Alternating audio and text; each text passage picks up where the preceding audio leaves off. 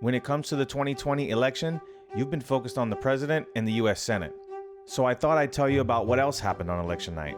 You see, a lot of unique initiatives were on state ballots across the country, and some of these trends could change how you do things in the future.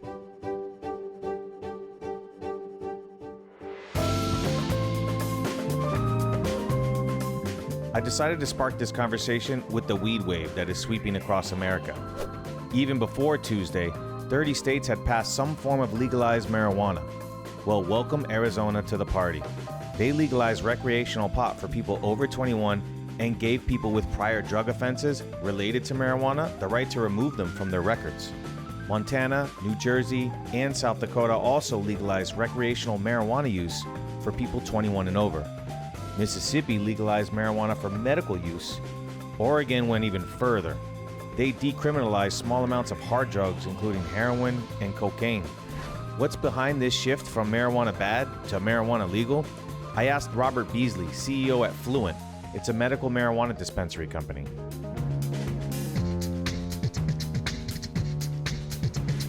Once the cultural change started to occur, once the medical benefits started to be realized, then it was more and more difficult politically to deny the opportunity to provide this medicine to patients. It does have a recreational aspect to it, and the recreational aspect during the Prohibition period was what you primarily heard about. This is the now generation. They feel disenchanted with the world around them, while they may, for the most part, be outside the mainstream of American life. And so it really gave cannabis a bad name, so to speak, and a slower start than it could have had it been discovered from a pure medicinal point of view. So the cultural change is what the driver is. The second issue that is mostly the driver is the economics of it. The states that have been successful in a medical or recreational program have realized tremendous tax benefit from it. Colorado is the best example. The way they've harnessed the tax benefit from cannabis has resulted in new schools, new projects. It has really built their economy and become a major staple of their economy. And states now, especially in a COVID era, are starting to look for other opportunities for revenues, and this is a great opportunity.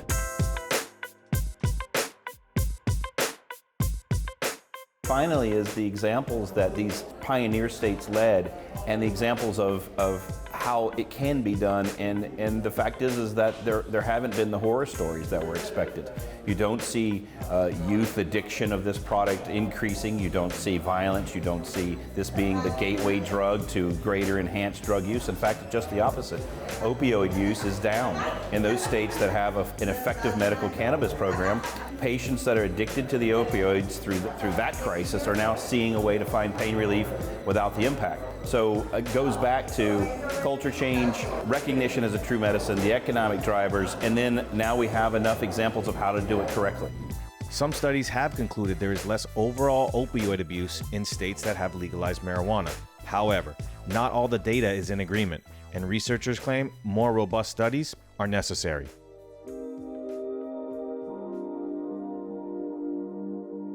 Marijuana isn't the only thing America wanted a little bit more of this election. In Florida, they wanted a little more pay in their paychecks. Florida passed Amendment 2, raising the minimum wage to $10 per hour starting this September, and then adding $1 an hour every year after, until it gets up to $15 per hour in 2026.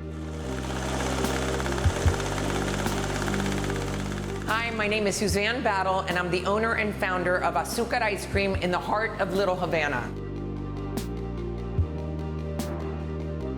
Everything sounds great on paper. Who wouldn't want $15 an hour? Who wouldn't want to give somebody $15 an hour? They totally deserve it, right? Well, there's the flip side to this as well. So if you're making $15 an hour, how much do you think the ice cream's going to be? It's not going to be $4.50 anymore, because that would be impossible for me to have a store. So what ends up happening, unfortunately, is we're going to have less employees. Also, those employees are going to have to be vetted in a different way. Hi, I'm Lolo Ruskin. I'm the co-owner of Sweat Records in Miami, Florida. We're an independent record shop and all-ages event space, and we're in the Little Haiti neighborhood.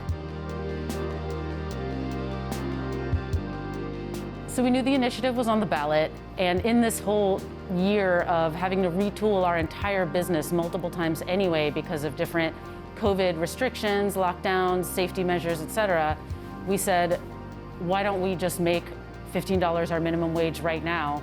We're retooling everything else anyway, and it's just a matter of rebudgeting and figuring out like different ways that we can increase our revenues. And when we made the announcement, we sat everyone down and said, this is what we're doing, and in order to keep this a viable thing, keep our store open and thriving, we're gonna need all of you to make every sale matter. We're enacting all sorts of other promotions and new product mix, and we're just putting in the actual work of what it's gonna take to increase our sales enough to allow us to pay our employees what we feel is definitely a more fair wage. At $15 an hour, I'm not having young kids anymore. So I'm gonna have to have somebody that could do social media, somebody that can go and deliver something, somebody that has everything to do every single job. Nobody's gonna be standing around because at $15 an hour, how do I afford it? It's sort of putting small business in a very uncomfortable position. Our minimum wage is already so below what would be close to a living wage now. What this bill is really accomplishing is just a lot of catch-up. You try living on $8.56 an hour if this is your only job, Time will tell how the increases will impact businesses in Florida. In other business, the great ride-sharing giants Uber and Lyft have been fighting a battle in California over whether their drivers are company employees with benefits or independent contractors, also known as gig workers, with limited or no benefits. California said employees, so the companies took it to the ballot box. Insert Prop 22. This newly passed ballot measure means gig workers remain classified as independent contractors. These results in California could potentially determine the ability for rideshare drivers to gain these additional benefits in other states. For some drivers, Proposition 22 was seen as a loss. Others had supported the company's own efforts. As for Uber and Lyft, they claim it was essential to the survival of this growing industry and the ability for some of these drivers to even have these gig jobs in the future. Of course, with autonomous cars on the horizon, many human drivers may need a plan B. As for me, I'm okay with whoever gets me safely to a COVID-free night out at this point.